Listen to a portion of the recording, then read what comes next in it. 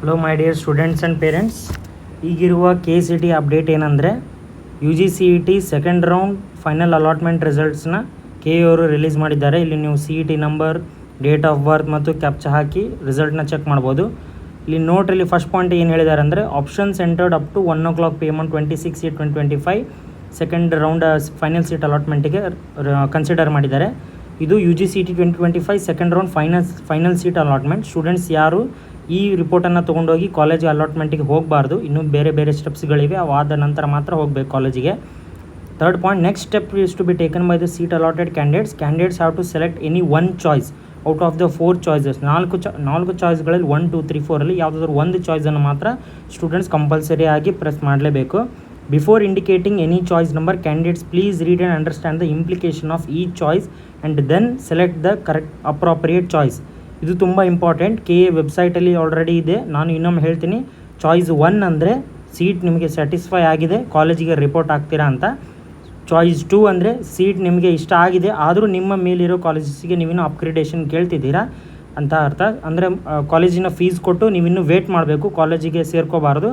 Next ರೌಂಡಲ್ಲಿ ಯಾವುದಾದ್ರೂ update ಆದರೆ ಮಾತ್ರ ನೀವು ನೆಕ್ಸ್ಟ್ ರೌಂಡಿಗೆ ಹೋಗಬೇಕು ಅಂತ ಹೇಳ್ತಿದ್ದಾರೆ. ನೆಕ್ಸ್ಟ್ ಚಾಯ್ಸ್ 3ಯಲ್ಲಿ ನಿಮಗೆ ಈ ಕಾಲೇಜ್ ಪ್ರೆಸೆಂಟ್ ನೀವು ಇದ್ದಿರೋ ಕಾಲೇಜ್ ಬೇಡ, ನಾನು ಹೊಸದಾಗಿ ಇನ್ನೊಮ್ಮೆ college option entry list enter ಮಾಡ್ತೀನಿ ಅಂತ. ಚಾಯ್ಸ್ 4 ಅಂದರೆ ಈ ಟೋಟಲ್ ಸೆಲೆಕ್ಷನ್ ಅಲಾಟ್ಮೆಂಟ್ ಪ್ರೊಸೆಸ್ಸಿಂದ ಎಕ್ಸಿಟ್ ಆಗ್ತೀನಿ ಅಂತ. ಇದು ತುಂಬ ಯೋಚನೆ ಮಾಡಿ ಒಮ್ಮೆ ಚಾಯ್ಸನ್ನು ಪ್ರೆಸ್ ಮಾಡಿ. ಚಾಯ್ಸ್ 4 ಬಂದ್ಬಿಟ್ಟು ಇಲ್ಲಿ fourth option, choice details R hosted on the KE website, further process please read the instructions and guidelines. ಮುಂದೆ ಏನು ಬೇಕಾಗಿಲ್ಲ KEದವರು ಅಪ್ಲೋಡ್ ಮಾಡ್ತಾ ಇರ್ತಾರೆ, ಅದರ ಪ್ರಕಾರ ಮಾಡ್ಕೊಳ್ಳಿ.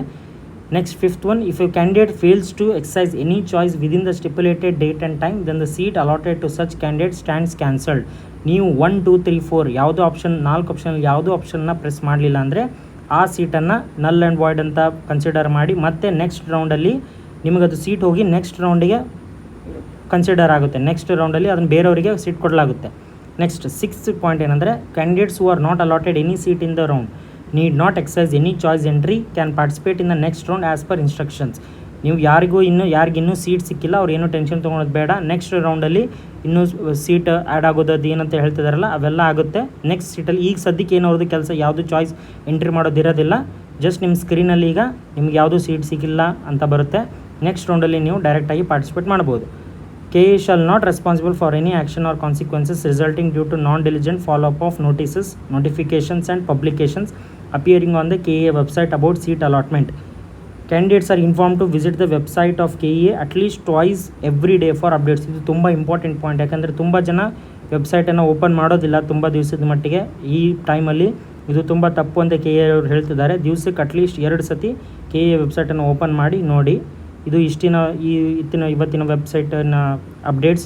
ಮುಂದಿನ ವೆಬ್ಸೈಟ್ಗಾಗಿ ಚಾನಲ್ನ ಸಬ್ಸ್ಕ್ರೈಬ್ ಮಾಡಿ, ಶೇರ್ ಮಾಡಿ, ಕಮೆಂಟ್ ಮಾಡಿ. Thank you for watching.